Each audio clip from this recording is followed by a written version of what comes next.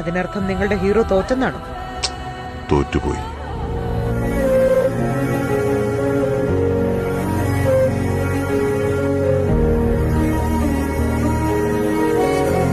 ആഭ്യന്തര ക്രിക്കറ്റിലും IPL-ലും ഏറെക്കാലമായി സ്ഥിരതയാർന്ന പ്രകടനം നടത്തിയിട്ടും യാദവ് ദേശീയ ടീമിൽ നിന്നും തഴയപ്പെടുന്നതാണ്.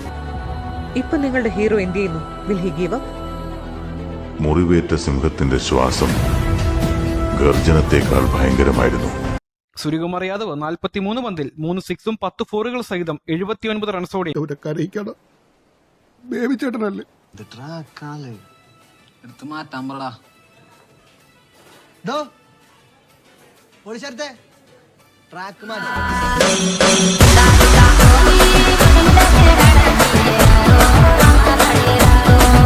ഇന്ത്യൻ ടീമിലേക്ക് പരിഗണിക്കപ്പെടാതിരുന്നതിന്റെ ദേഷ്യവും നിരാശയുമെല്ലാം ബാറ്റുകൊണ്ട് സൂര്യകുമാർ യാദവ് മറുപടി പറഞ്ഞു എന്ന് പറയാം.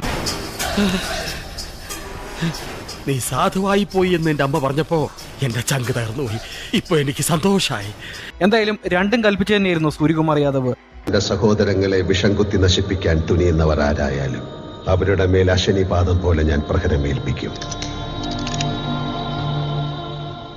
എന്റെ പകയിൽ നീറി ഒടുങ്ങുമ്പോൾ അവരറിയും ഞാൻ അവരുടെ ഒരേ ഒരു രാജാവായിരുന്നുവെന്ന്.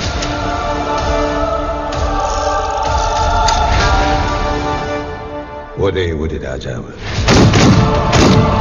ബാംഗ്ലൂർ ബൗളർമാരെ തലങ്ങും വിലങ്ങും അതിർത്തി പായിച്ച അദ്ദേഹത്തെ ഇടയ്ക്ക് ചൊറിയാൻ വന്ന വിരാട് കോഹ്ലി ഒരു നിമിഷം പതറിപ്പോയി. ഞാൻ വേണ്ടെന്ന് പറഞ്ഞത് അവനെ തല്ലണ്ടെന്നല്ല, അവന്റെ കയ്യിൽ നിന്ന് തല്ല് കൊള്ളണ്ടാന്നാ പറഞ്ഞത്.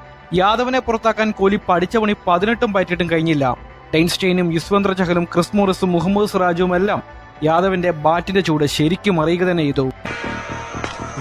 വെല്ലുവിളികളാവാം, പക്ഷേ അത് നിന്നേക്കാൾ 4-5 ഓണം കൂടുതലുണ്ടവനോടാവരുത്.